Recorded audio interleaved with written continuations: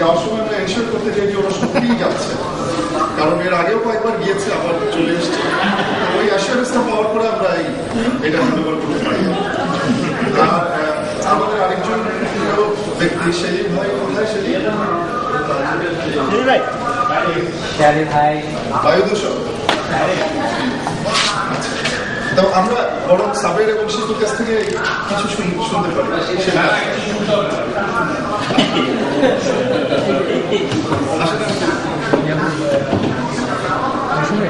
ঠিক আছে, আপনারা সেরে নেন তারপর।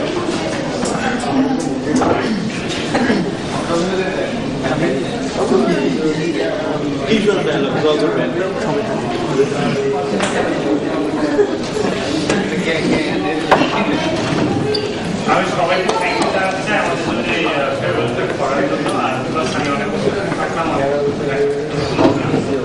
ফেরত আসবো না, এটা আমি মোস্টলি আমরা ট্রাই করবো নিউজিল্যান্ড জন্য। আমি অলমোস্ট 10 বছর, শিল্প হলো 2.5 বছরের মতো। উই লাভ নিউজিল্যান্ড, এটা আমাদের সেকেন্ড হোম। সো ইনশাল্লাহ মোস্ট প্রবলি আমরা ফেরত আসবো।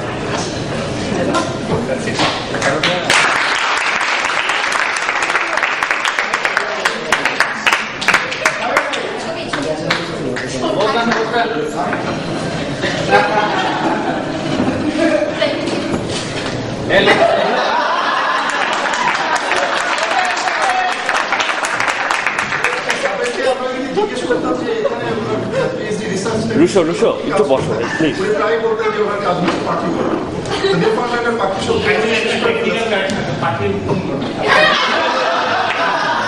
আচ্ছা, আর এখন ইউএসএতে উনি পাখি গুনতে যাচ্ছেন। তবে উনি যেভাবে আসার মানে তার যেভাবে ফেরত আসার উৎসাহ, সেন্ট জর্জ এয়ারপোর্ট থেকে প্লেন ফ্লাই করার পরে আমরা যদি সিএনএন থেকে কোনো নিউজ পাই যে একটা পোটলা জাতীয় কিছু পড়ে গিয়েছে, ধরে নিতে পারবো যে আসলে ঘটনাটা কি। তো আর আমাদের আরেকজন আমাদের খুব প্রিয় বন্ধু এবং ভাই শাকিব ভাই, ওনার পিএইচডি কমপ্লিট হয়ে যাচ্ছে প্রায়। ডিফেন্স হচ্ছে 16 তারিখে।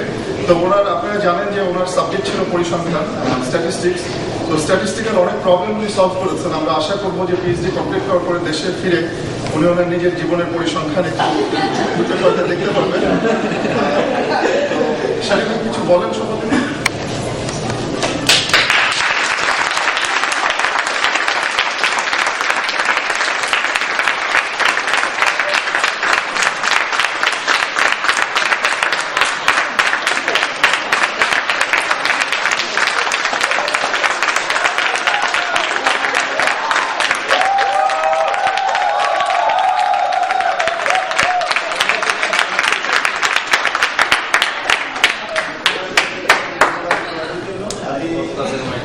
আসলে আমি যেতাম 16 তারিখে, জানি না পাস করবো কিনা। আর আমি আসলে যেতে দেরি আছে, আমি ডিসেম্বরের দিকে যাবো দেশের দিকে। আর সবাই ভালো থাকবেন, ইন্টারনেট আশা করি এরকম পরিবেশ বজায় থাকবে আপনাদের ক্ষেত্রে সবসময়। আর সবাই দিকে খেয়াল রাখবে।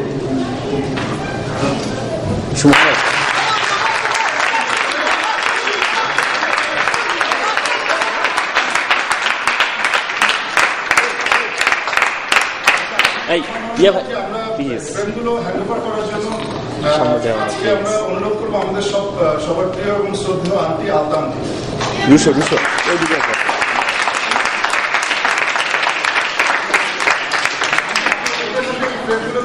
আমাদের শুভেচ্ছা।